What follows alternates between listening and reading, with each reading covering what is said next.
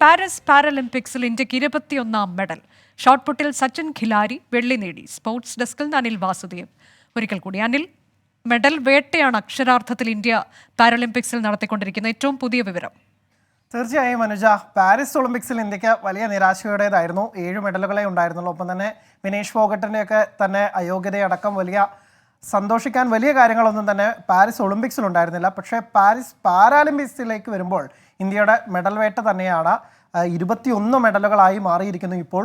ഇന്നലെ 20ാം മെഡൽ നേടി സർവകാല റെക്കോർഡിൽ എത്തിയതാണ് ഇന്ത്യ. അതിന് കൂടുതൽ തിളക്കം എന്ന തരത്തിലാണ് ഇപ്പോൾ 21ാം മെഡലും വന്നിരിക്കുന്നത്. ഷോട്ട്പുട്ടിൽ സച്ചിൻ ഖിലാരിയിലൂടെയാണ് ഈ വന്നിരിക്കുന്നത്. 16.32 മീറ്റർ ദൂരമെറിഞ്ഞാണ് സച്ചിൻ മെഡൽ ഉറപ്പിച്ചത്. 30 വർഷത്തിന് ശേഷം ഇതാദ്യമായാണ് ഒരു ഇന്ത്യൻ പുരുഷ താരം ഷോട്ട്പുട്ടിൽ മെഡൽ നേടുന്നു എന്ന പ്രത്യേകതയും സച്ചിൻ ഖിലാരിയുടെ ഈ വെള്ളി നേട്ടത്തിനുണ്ട്. അനുജ, ശരി, പാരീസ് പാരലിമ്പിക്സിൽ ഇന്ത്യക്ക് 21ാം മെഡൽ.